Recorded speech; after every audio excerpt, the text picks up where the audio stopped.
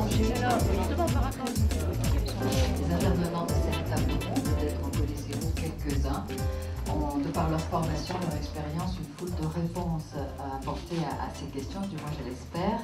Je pense donc que les échanges qui vont suivre seront riches et variés. Chacun présentera une approche, celle avec laquelle il a peut-être beaucoup d'affinités, ou en tout cas qu'il pratique régulièrement. Nous verrons peut-être les points forts et les limites. Et puis ensuite, après la pause, après les avoir entendus les uns après les autres, je vais vous les présenter dans quelques instants, eh bien, il s'en suivra une confrontation, un débat sur quelle pratique utiliser, peut-être plutôt qu'une autre, dans telle ou telle situation. La personne a terminé son acmé panique, elle a presque envie de repartir, mais comme elle est inquiète de savoir qu'est-ce qui lui est arrivé parce qu'elle a une notion de folie ou une notion de perte de vie, c'est-à-dire pense peut-être qu'elle a un problème cardiaque, elle aurait pu mourir. Quand on nous demande d'intervenir, souvent les problèmes sont exprimés comme une ordonnance. Ben voilà, ça va pas, ça va pas, ça va pas, ça va pas.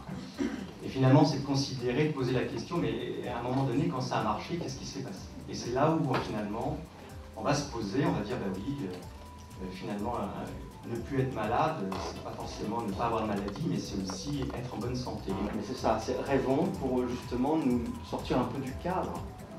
Ah, et alors certains me disent, oui, le mot rêve, vous savez, en France. Je dis, ben oui, alors pourquoi pas? On peut rêver, même en entreprise. Hein. Et ce rêve, finalement, il est co-construit, il est collectif, et ce qui est intéressant, c'est qu'il s'appuie sur ce qui marche. Donc on met un peu de côté le négatif, le ressenti, on s'allège de tout ça.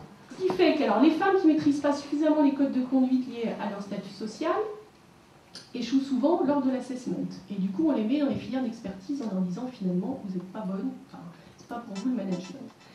Alors, elles se voient d'ailleurs souvent proposer des actions de coaching, celles-ci, toutes celles qui ont passé un mauvais assessment ont eu droit au coaching qu'elles ont plus ou moins choisi, d'ailleurs. Pour devenir explicitement, souvent, soit un peu plus souple et douce et accommodante. J'en ai une qui m'a expliqué qu'elle maîtrisait beaucoup mieux ses énergies et qu'elle était capable de ne pas prendre mal quand on lui hurlait dessus. On doit savoir que dans une équipe, il y a des jeux de pouvoir. Et que le coach est extérieur, mais il est projeté dans une équipe qui peut-être fonctionne depuis 10 ans ensemble. Quand je dis souffrance, stress, hein, c'est comment je fais, moi en tant qu'équipier, pour comprendre à un moment donné que telle ou telle personne dans l'équipe est plus stressée, ou pourquoi elle est plus stressée, mais comment je ne le prends pas sur mes épaules. Tout ça, ça ne peut pas se faire, et c'est pour ça qu'en 2005, on a commencé à chercher, on va dire, une aide extérieure. Tout ça, ça ne peut pas se faire seul dans son coin.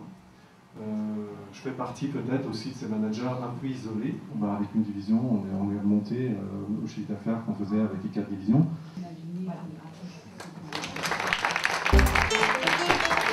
Mathilde Bertrand-Mongeau. Bonjour. Vous êtes présidente de la FFC Pro. Quel bilan faites-vous de cette université d'été? Alors cette université d'été qui s'est déroulée sur une journée et demie a été très très riche. Avoir les sourires des personnes qui sortent de la salle ou qui y entrent encore, j'ai le sentiment que tout le monde y a trouvé son compte, que tout le monde a trouvé du plaisir et de l'intérêt à partager ces moments forts. Maintenant, bien sûr, les contenus étaient très riches et c'est un petit peu comme le coaching. On aimerait bien que ça s'étale un petit peu dans la durée pour avoir le temps de s'approprier toute cette matière. Les interventions, je dirais, ont été de deux natures différentes. On a eu des apports de contenu qui nourrissent la pratique du coach. Et puis on a eu aussi des interventions qui touchaient plus les outils qu'utilise le coach. Et ça permet de donner une visibilité beaucoup plus concrète aux dirigeants, aux acheteurs du coaching de notre pratique.